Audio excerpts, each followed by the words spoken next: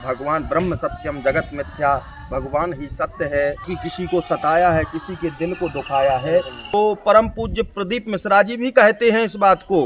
कर चरण कृतंबा त्रिदलम त्रिगुणाकारम त्रिनेत्रम क्षत्रियायुधम। तो भगवान ने ये चरण किस लिए दिए हैं? तो पंडित जी आप थोड़ा शांत सोमवार के बारे में बताइए। भक्त मतलब पूछते हैं कि शांत सोमवार में बेलपत्र क्या होता है, समीपत्र, और शांत सोमवार में जो पाठ सेवने बनते हैं उनसे क्या लाभ मिलता है? देखिए और महादेव इस मतलब कलयुग में जल्दी जल्दी कैसे प्रसन्न हुए, सब चीजें बताइए। जय श्री राम। देखिए जैसे कि पूछा है कि महादेव की भक्ति कैसे करें, और हमारा मानना ये है कि केवल श्रावण सोमवार को ही देवादिदेव महादेव की पूजा करें, ये जरूरी नहीं है। क्योंकि देवादिदेव महादेव 365 दिन स्पेशल हैं। वो तो आपका भाव यदि सोमवार को बनता है तो आप भगवान भोलेनाथ की श्रद्धा के साथ सोमवार को पूजा कर सकते हैं। और हमारा खुद का मानना तो ये है कि भगवान को कब ध्याएं, ध्याये नित्यम, भगवान को रोज ध्याएं, भगवान की रोज पूजा करें।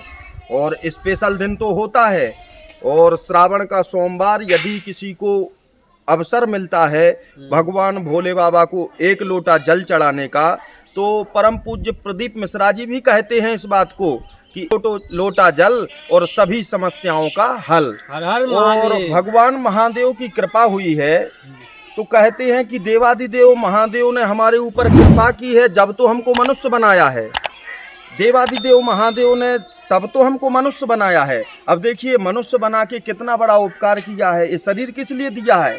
कर चरण कृतंबा, ये हाथ दिए हैं, कर कहा गया है हाथों को, ये हाथ दिए हैं भगवान को नमस्कार करने के लिए। कर चरण कृतंबा, और ये चरण किस लिए दिए हैं? भैया किसी अनुचित स्थान पे जाने से कोई सार्थकता नहीं है, और इस जन्म का कोई उद्देश्य नहीं है किसी अनुचित स्थान पे। अनुचित स्थान आप जानते हैं। देखिए आप 2 घंटा सत्संग करें, अच्छी बात है। यदि आप 2 मिनट का कुसंग कर लेते हैं तो 2 मिनट का कुसंग आपके 2 घंटे के सत्संग पर भारी पड़ जाता है, और 2 मिनट का कुसंग जीत जाता है और 2 घंटे का सत्संग हार जाता है। तो भगवान ने ये चरण किस लिए दिए हैं? ये चरण दिए हैं कि आप देव स्थान पर जाएं, किसी भी तीर्थ में जाएं, तीर्थ में विचरण करें, तब तो आपको जो भगवान ने चरण दिए हैं, भगवान ने आपको जो चरण दिए हैं वो चरण देना सार्थक है।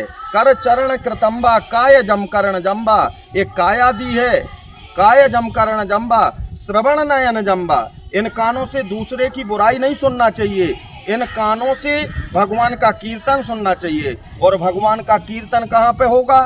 साधु संतों के पास में होगा, ब्राह्मणों के पास में होगा, जो देव स्थान बनाए गए हैं उन देव स्थानों पे होगा। तो कानों का सुनने की सार्थकता है कि आप भगवान के भजनों को सुने। कर चरण कृतंबा काय जम कर्ण जम्बा श्रवण नयन जम्बा मान संभा अपराधम। और मन से भी यदि कोई अपराध हो जाता है और जब भगवान के पास में आ जाता है, मान संभा अपराधम विहितम अभिहितम्बा, पूजा में कोई जो है हमसे गलती भी बन जाती है, उस गलती को हमारे देवादिदेव महादेव दूर कर देते हैं। विहितम अभिहितम्बा सर्वमेतत् क्षमस्व जय जय करुणाब्धे श्री महादेव शंभु। इसलिए उनको करुणाब्धे भी कहा जाता है, श्री महादेव शंभु। देखिए आप लोगों को जैसे कि बताया जाता है कि भगवान का भजन करिए, वही केवल सार्थक है, बाकी सब निरर्थक है। तो कई लोग बातों में सोचते हैं कि चलिए पंडित जी की बात मान ही लेते हैं, कहीं ना कहीं से हमको सुख प्राप्त होगा। क्योंकि संसार बड़ा मतलबी है, धन मोह माया सब कुछ चाहता है, परंतु सत्य यही है अस कहीं को जन्मा जगमाही प्रभुता पाहता है मद नाही। धन का मद आता है और शरीर का मद आता है, ऐश्वर्य का मद आता है। अगर इसी मद से बचना है तो भगवान को पकड़ना पड़ेगा, भगवान को पकड़ना पड़ेगा। कहते हैं को ना काऊ सुख दुख कर दाता निज कृत कर्म भोग सब भ्राता। कोई किसी को दुख नहीं देता है, कोई किसी को सुख नहीं देता है। अपने खुद के कर्मों से व्यक्ति को दुख पाना पड़ता है, खुद के ही कर्मों से व्यक्ति को सुख पाना पड़ता है। यदि तुम्हारा धर्म का पलड़ा मजबूत है तो आपको सुख प्राप्त होगा ही होगा। अब कोई कहे कि हमने 4 महीना तो जाके महादेव को जल चढ़ाया है, उन्होंने हमारी सुनी नहीं। अरे मूर्ख, तुमने 4 महीने जल चढ़ाया है उससे अपने बीते हुए समय को देखो कि तुमने 4 साल तक निरंतर पाप किए हैं, इसलिए तुमको 4 साल और 4 दिन जल चढ़ाने की आवश्यकता है। कहने का तात्पर्य यह है कि जाते रहो जब तक भगवान तुम्हारी सुन ना लें, क्योंकि इससे पूर्व में तुमने कितने पाप कर दिए हैं इसकी कोई गिनती नहीं है। 4 दिन जल चढ़ाया तो गिनने लग गए हो, इसलिए गिनना जरूरी नहीं है, चढ़ाते रहो, क्योंकि भगवान ने ये मनुष्य देह दी है। क्योंकि जानवर तो अपना कार्य कर रहे हैं, परंतु मनुष्य ही अपने कार्य से च्युत हो गया है, मनुष्य अपने कार्य से च्युत हो गया है। और जानवर जो पशु पक्षी हैं जिनको जो कार्य भगवान ने दिए हैं वो यथावत रूप से अपने अपने कार्यों को कर रहे हैं। जन्म लेने का उद्देश्य केवल इतना ही है कि अपना गृहस्थ आश्रम, देखिए गृहस्थ आश्रम यदि जो है लिया है तो उसको निभाना भी पड़ेगा, उसको भी निभाइए और भगवान की भक्ति करिए। कहने का तात्पर्य है आपका पुण्य बढ़ेगा तो दुख निश्चित रूप से दूर हो जाएगा, किसी की भी जरूरत नहीं पड़ेगी, क्योंकि मनुष्य तुम्हारा सहारा देगा परंतु आपके दुख को दूर नहीं भगा सकता है। दुख आपका दूर तभी भगेगा जब हमारे देवादिदेव महादेव कृपा करेंगे। और भगवान पंडित जी, जैसा कि भक्तों के मन में अभी कुछ जो नए लोग मंदिर आते हैं, कुछ युवा आते हैं, तो वो बोलते हैं ज़्यादा भक्ति करने से अपने जीवन में कष्ट आते हैं, तो इस चीज़ में आप थोड़ा बताइए। अपने जीवन में कष्ट इसलिए आते हैं क्योंकि भगवान भी चाहते हैं कि तुम्हारे पाप नष्ट हो जाएं। और पाप नष्ट कब होते हैं? पाप नष्ट तभी होते हैं जब भगवान की कृपा होती है।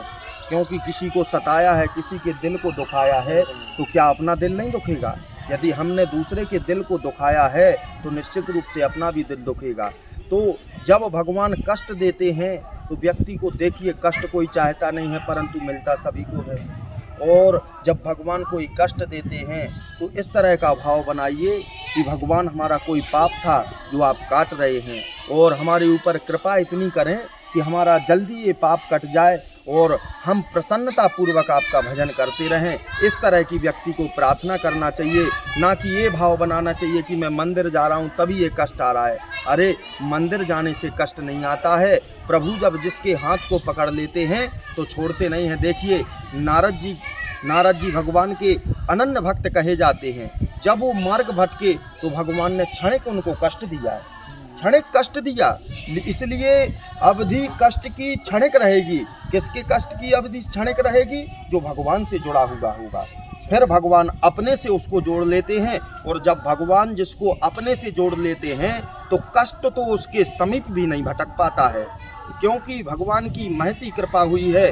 भाग्योदय न बहुजन्म समर्जिते न, कई जन्मों के पुण्योदय होते हैं तभी जाकर के भगवान के दर्शन, भगवान की कथा सुनने का, भगवान में मन लगाने का अवसर प्राप्त होता है। जैसे कि अभी हमारे जितेंद्र ने पूछा था कि पंडित जी श्रावण के सोमवार को भगवान की भक्ति करने से क्या फल मिलता है?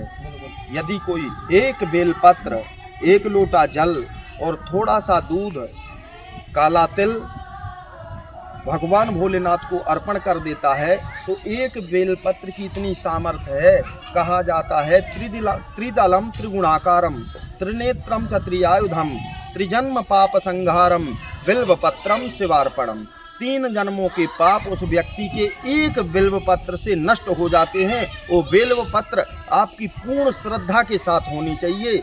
यदि आपकी अश्रद्धा है तो कहते हैं भगवान पुष्पम तोयम फलम तोयम यो मैं भक्त्या प्रयच्छति, मैं ना तुम्हारे पुष्प का भूखा हूँ ना फल का भूखा हूँ, मेरे तो केवल एक पत्ता तुम किसी भी वृक्ष का तोड़ के अर्पण कर दोगे, मैं उतने में ही प्रसन्न हो जाऊँगा। तो भाव के साथ में जो भगवान का भजन करता है उसी का भजन सफल होता है, उसी का जन्म सफल होता है। इसलिए भगवान महादेव की हम सभी के ऊपर महती कृपा हुई है, जो भगवान का भजन करने का सुअवसर प्राप्त हुआ है।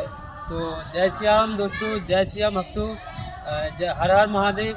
दोस्तों इतने बहुत ही प्यारी प्यारी बातें आप लोगों को मिली हैं सुनने के लिए, तो आप लोगों को अगर अच्छा लगे तो कमेंट जरूर करना दोस्तों। और हमारी वाणी से किसी को कष्ट पहुंचा हो तो हम उससे भी कहते हैं बुरा ना माने, भगवान से जुड़ें, क्योंकि भगवान ब्रह्म सत्यम जगत मिथ्या, भगवान ही सत्य है, ये संसार झूठा है। क्योंकि यहाँ पर जो जन्मा है उसको एक ना एक दिन जाना है। कौन सा खजाना साथ में जाना है, तो कहा गया है धर्म का खजाना ही साथ में जाना है। बाकी ये मोह माया है, धन दौलत जमीन जायदाद सब कुछ यहीं पर रखा रह जाएगा। जिसके 4 मकान हैं तो वो भी चारों में मरने के लिए नहीं जाएगा, किसी एक में मर जाएगा। जिसमें मरेगा वो मकान भी वहीं पर छूट जाएगा। इसलिए भगवान में जुड़ें, उसी से कल्याण है, खुद का कल्याण है और हम सभी का कल्याण है। यदि हमारी वाणी द्वारा किसी को कष्ट पहुंचा हो तो करबद्ध हाथ जोड़कर उससे क्षमा मांगते हैं और कहते हैं कि भगवान से जुड़ो। बोलिए देवादिदेव महादेव महादेव की जय।